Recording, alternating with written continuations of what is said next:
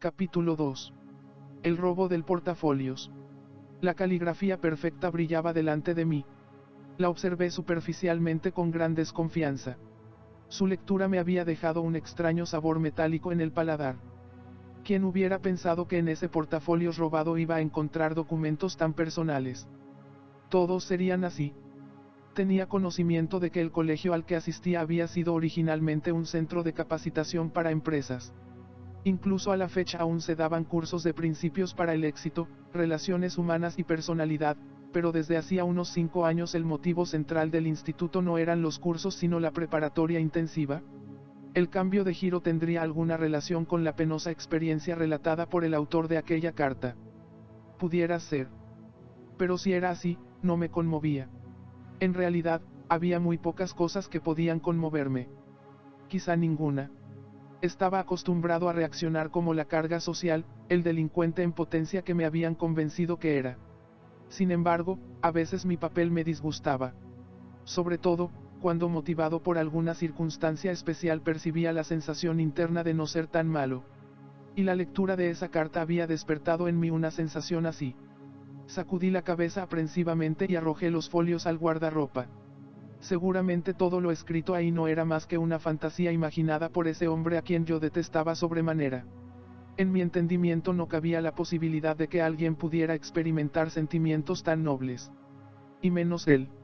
Me consolé con razonamientos apropiados. Si esa carta era verdad, el director de mi escuela era un fanático santurrón o un marica declarado. Exactamente. Para poder relatar cómo hurté ese portafolios primero necesito hablar de un personaje importantísimo en aquella época de mi vida, mi hermano Saúl. Era un tipo bastante impredecible. Se tomaba muy en serio su papel de hermano mayor, atribuyéndose el privilegio de amonestarnos a Laura y a mí a diario. Cuando lo desafiábamos se alteraba inmoderadamente y no le hablaba a nadie durante días. Con frecuencia discutía con el tirano de papá y consolaba a la mártir de mamá, pero nada mejoraba en casa. No entendía mis consejos de que aceptara las cosas así. Realmente era un sujeto raro y, por ello, incluso se había ganado mi secreta admiración. Le gustaba tocar la guitarra hasta altas horas de la noche y también escribía poesías. Mis amigos y yo nos burlábamos mucho de esto. Una mañana sus compañeros de grupo le jugaron una broma, que él mismo planeó y consintió, cuyas consecuencias llegaron a extremos inverosímiles. Lo encerraron en el baño con una muchacha, clausuraron las aldabas exteriores usando un enorme candado y tiraron la llave por la coladera. La algarabía resonó en todos los pasillos. Hubo aplausos, cantos, gritos. A los pocos minutos la escuela entera estaba enterada de que Saúl y su novia se hallaban solos en los sanitarios haciendo quién sabe qué suciedades. Hubo que llamar a un cerrajero para que pudiera abrirles, y como fue imposible dar con los cómplices de tan original travesura, detuvieron en la dirección a los amantes protagonistas. Acudí a las oficinas para esperar que lo pusieran en libertad después de amonestarlo. Pero el asunto se complicó. Llamaron por teléfono a mi padre. Nunca lo hubieran hecho. Lo vi entrar a la recepción del colegio con aire de prepotencia sin siquiera haberse quitado la bata blanca que lo distinguía en su trabajo.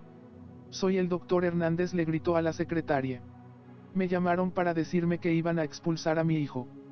Tengo muchos pacientes y no puedo darme el lujo de hacer antesala, así que haga el favor de anunciarme de inmediato con el director. El máximo censor salió a recibir al escandaloso visitante. Pase, por favor. Saúl está aquí, con su novia. Me quedé afuera tratando de escuchar lo que se decía en el privado. No fue difícil. Papá recibió las quejas haciendo grandes aspavientos, preguntando teatralmente cómo era posible todo eso. Mi hermano alzó la voz para defenderse y fue abofeteado cruelmente frente al director y la novia. Después hubo un momento en el que no se escuchó nada. En ese silencio imaginé a la chica llorando a cántaros, al administrador como estatua de hielo, incrédulo de la agresividad que había presenciado, y a mi hermano aguantando estoico el dolor de la humillación. Unos minutos después se abrió la puerta del despacho y salió Saúl. Detrás, papá. ¿A dónde crees que vas, muchachito? Y al decir esto lo sujetó por la oreja. Saúl sudaba y tenía el rostro extremadamente rojo. Se liberó de la mano opresora de un zarpazo y echó a caminar hacia afuera sin decir nada. Un momento. Detente o te arrepentirás toda tu vida. En la calle varios estudiantes observamos la penosa escena en la que el adulto trataba de sujetar al joven jalándolo de los cabellos mientras éste se defendía ágil y ferozmente para alejarse a pasos rápidos del lugar. Saúl no volvió a casa. Nadie supo a dónde fue. Por lo que papá se la pasó llamando por teléfono a todas las autoridades de la ciudad para reportar al fugitivo. Mamá estuvo llorando inconsolablemente y Laura y yo nos acostamos con la excitante novedad de que el primogénito había abandonado el nido. No podíamos creer que hubiera tenido tanto valor y con el pensamiento le mandábamos nuestras más calurosas felicitaciones. Esa noche tardé mucho en conciliar el sueño. Me preguntaba constantemente a qué lugar iría un joven al escapar de casa. Deseaba saberlo para tener la opción de hacer lo mismo cuando mi familia me hartara. Y no faltaba mucho para ello. Al día siguiente muy temprano, diríase de madrugada, papá entró a mi habitación haciendo mucho ruido y llamándome holgazán. Me destapó arrojando las cobijas al suelo y azuzándome para que me levantara. Desperezate, muchachito. Voy a ir contigo a la escuela para vigilar la entrada de los alumnos a ver si aparece tu hermano. ¿Sinceramente crees que irá a clases después de escapar de casa? Me incorporé para recoger las sábanas y echármelas nuevamente encima. Permíteme que me ría, jo. Papá se puso verde, más por tener yo la razón que por mi insolencia, pues ante él, tener la razón era un pecado mortal. De cualquier modo, iremos a la escuela. Quiero hablar con el señor Yolsa para ponerlo al tanto de lo que hizo tu hermano. Ese maldito director chismoso, susurré. Por su culpa está pasando lo que está pasando. Me levanté indolentemente y me vestí.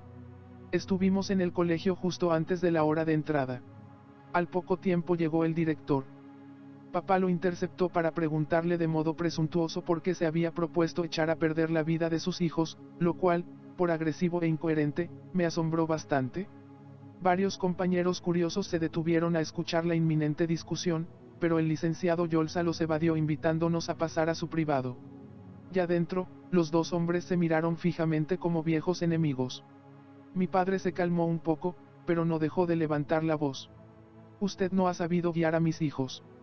Uno viene aquí brindándole toda la confianza, paga puntualmente las colegiaturas y que recibe a cambio, unos muchachos tímidos y acomplejados. Saúl ha caído tan bajo por culpa de usted. El señor Yolsa se frotó la barbilla con aire preocupado.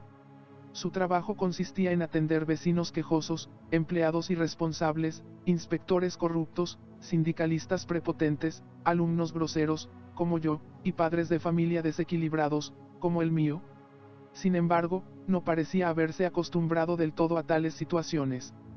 Tomó asiento y con ademán cortés invitó a papá a hacer lo mismo frente a él. También a mí, con una mirada, me indicó que me sentara. ¿Quiere explicarme de qué se trata exactamente, doctor Hernández? Ayer mi hijo Saúl se fue de la casa. ¿De veras?, preguntó interesado. ¿Y qué le hace suponer que fue por mi culpa? Que no había necesidad de llamarme para darme la queja. Todos los jóvenes llegan al sexo con sus novias. El director abrió el cajón central de su escritorio para extraer una cajita con pastillas medicinales, tomó una y se la echó a la boca de inmediato mientras movía la cabeza negativamente. Vaya manera de empezar el día. Acto seguido descolgó su intercomunicador para pedirle al archivista el expediente de Saúl y el mío. Sin quererlo salté de mi silla. El mío. Yo solamente estaba de mirón, no tenía vela en ese entierro. ¿Por qué pediría también mi expediente? Me volví a sentar. Hubo un silencio desagradable. Finalmente, la secretaria entró presentándole las carpetas y el licenciado comenzó a decir con voz firme: doctor Hernández, su hijo Saúl tiene antecedentes muy graves y fue admitido aquí condicionalmente. Aún así, su historial está lleno de irregularidades. Ayer no hubo tiempo de analizarlo, pero fumar en clase, contestar altaneramente a los profesores, no cumplir con tareas e irse de pinta son notas comunes y repetitivas en este registro. Además, ya había estado a punto de ser expulsado en otra ocasión. Mi padre alzó las cejas simulándose indignado y me reí interiormente de él. Se dio de golpes con otro joven que al parecer pretendía a su novia en turno. En esa oportunidad armó un gran alboroto. Vinieron patrullas y los vecinos me citaron para hacerme prometer que eso no volvería a suceder en esta calle. Lo tuve detenido en mi oficina durante casi una hora. Intentamos comunicarnos con usted, pero fue inútil. Tampoco su esposa pudo ser localizada. así que llené su forma de expulsión y se la entregué. Entonces su hijo me dijo que me odiaba, que odiaba este mundo, esta vida, esta escuela y a sus padres. Después de eso se echó a llorar y su llanto demostraba una congoja enorme. El licenciado se levantó ligeramente apuntando con el índice. Doctor Hernández, si no ha visto a su hijo llorar de esa manera últimamente, usted está muy lejos de él para poder ayudarle. Volvió a sentarse y antes de continuar pareció escoger las palabras. Ante una situación tan patética no pude dejar de darle otra oportunidad. Sentí que, en el fondo, Saúl no era culpable de sus yerros. Un joven que se desprecia tanto a sí mismo debe tener una pésima familia. El origen de la autovaloración de un individuo se halla en su familia. La gente se comporta en la calle como aprendió a hacerlo en su casa. Si Saúl está en malos pasos, no hay más culpables que usted y su esposa. Mi padre estaba petrificado. El matiz sanguíneo de sus mejillas me hizo percibir su cólera. Esta era tal que no podía hablar. El director, en cambio, se mostraba mucho más seguro e impertérrito que al principio. Seguidamente abrió mi expediente y comenzó a hojearlo con detenimiento. Su hijo Gerardo es otra muestra de lo que le estoy diciendo. Para que se callara lo miré con todo el repudio que pude, pero al individuo pareció no importarle mi amenaza visual. Es impuntual, faltista, flojo.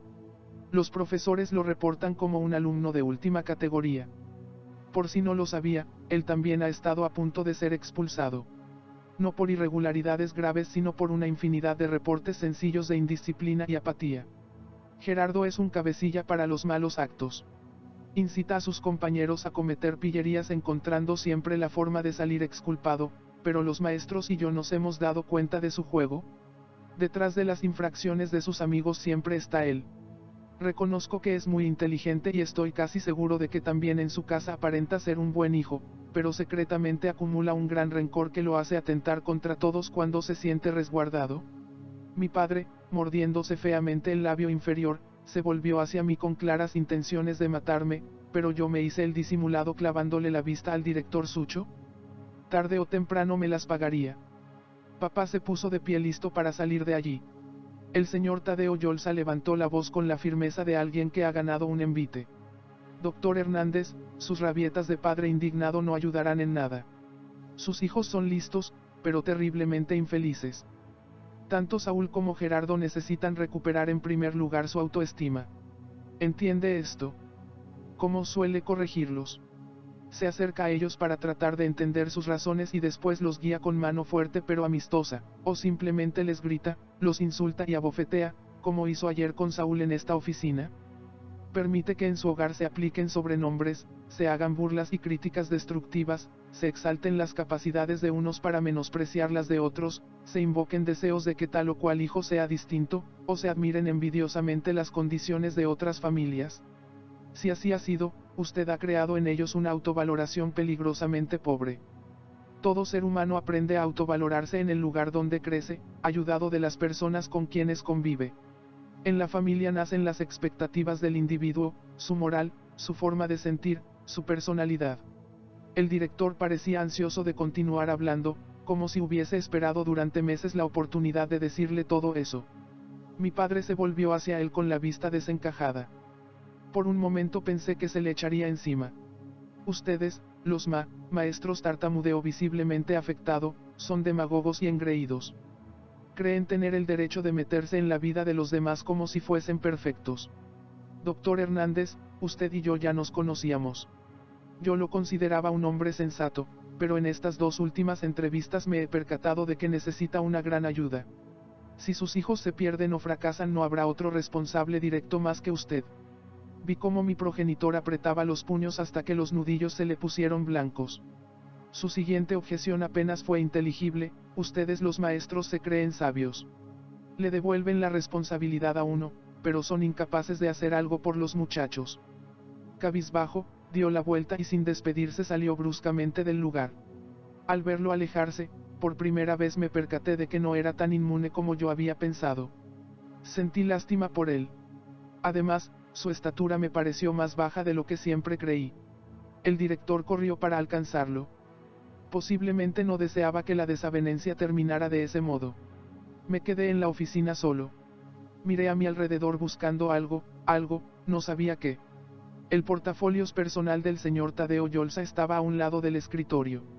Lo tomé y salí como relámpago para evitar ser detenido por la secretaria.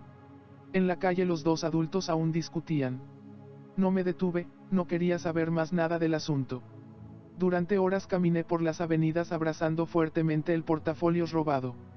Sentía ganas de llorar, pero no comprendía la razón. Quizá por haberse dicho en mi presencia conceptos muy serios en los que jamás había pensado, uno especialmente cruel y verdadero me taladraba las sienes, que mis hermanos y yo éramos inteligentes, pero terriblemente infelices.